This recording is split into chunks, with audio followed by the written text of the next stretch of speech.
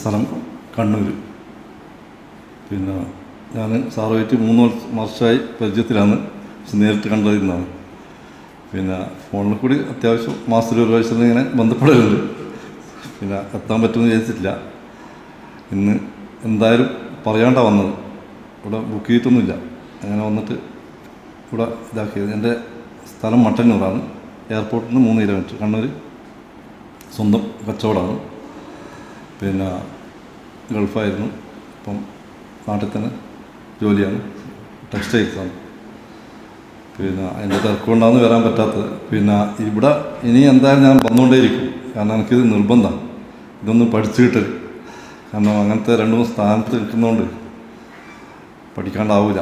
അതുകൊണ്ടാണ് സമയമില്ലാത്തതുകൊണ്ട് ഞാനിവിടെ എത്തിയത്. പിന്നെ സാറിൻ്റെ ഒരു ഇത് കാണലുണ്ട്, നിങ്ങൾ ഇവിടുത്തെ ഇതിലുള്ളതുകൊണ്ട് സ്ഥിരമായിട്ട് ഞാൻ കാണും, അത്രയേ ഉള്ളൂ. ഞാൻ വേറെ ഇതുവരെ എവിടെയും പ്രസംഗിച്ചിട്ടോ ഒന്നുമില്ല. പ്രസംഗിക്കാനുള്ള ചാൻസ് വരുമ്പോൾ ഞാൻ മാറിയിരിക്കാം, ഓരോ കാരണം പറഞ്ഞിട്ട്. ഞാൻ ഇപ്പോൾ നമ്മുടെ മുസ്ലിം ലീഗിൻ്റെ നേതാവുണ്ടല്ലോ, മറ്റേ മജീദ്, നല്ല സംഘാടകനാണ്, പക്ഷെ പ്രസംഗിക്കൽ കുറവാണ്. അങ്ങനെ പറഞ്ഞിട്ട് ഞാൻ മാറിയിരിക്കാം. ഞാൻ ഇങ്ങനെ വേണമെന്ന് എല്ലാ കാര്യങ്ങളും ഞാൻ ചെയ്തു തരാം, എനിക്കൊണ്ട് ഇതാവില്ല എന്ന് പറഞ്ഞിട്ട്. ഇപ്പം നാളെ ഒരു പരിപാടിയുണ്ട്, നിർബന്ധമായിട്ട് ഞാനതിൽ അധ്യക്ഷനാണ്. അതിപ്പോൾ എന്തായാലും നിൽക്കേണ്ടി വരും, എന്തെങ്കിലും 2 വാക്ക് തട്ടിക്കൂട്ടിയിട്ട്. കഴിഞ്ഞ പ്രാവശ്യം സ്റ്റേജ് പരിപാടി ഉണ്ടായിട്ട് അധ്യക്ഷനാണ്. ഞാൻ പറഞ്ഞു അടുത്തതായി ഇന്നാൾ ക്ഷണിക്കുന്നു പറഞ്ഞിട്ട് അങ്ങനെ സലാം പേരെ പറഞ്ഞിട്ടില്ല, അത് മറന്നു പോയി, എല്ലാം മറന്നു. പിന്നെ കാലക്രമേണ അത് മാറി വരുന്നുണ്ടാവും. പിന്നെ നമ്മളിപ്പോൾ നഷ്ടമാണെങ്കിലും അത് ലാഭത്തിലാക്കാനുള്ള വയ്യ നമ്മൾ നോക്കുക. എങ്ങനെയെങ്കിലും ഒരു 30%, 25% ലാഭത്തിലാണെന്ന് കച്ചവടം ചെയ്യാം. ചില സമയത്ത് നഷ്ടമാണെങ്കിൽ ഏതെങ്കിലും നല്ല സീസൺ വരുമ്പോൾ എല്ലാം കവർ ചെയ്തിട്ട് വരും.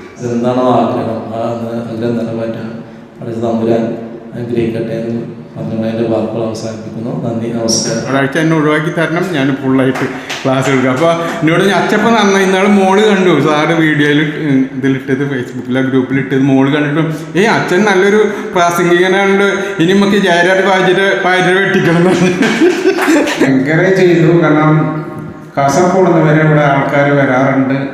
കണ്ണൂരിൽ നിന്ന് വരുമ്പോൾ ഒരു 3:30 മണിക്ക് എണീച്ച് ഒരു 4:30 മണിക്ക് 5 മണിൻ്റെ ട്രെയിനിന് കിട്ടണമെങ്കിൽ 3:30 മണിക്ക് തന്നെ എണീറ്റാലേ പറ്റുള്ളൂ.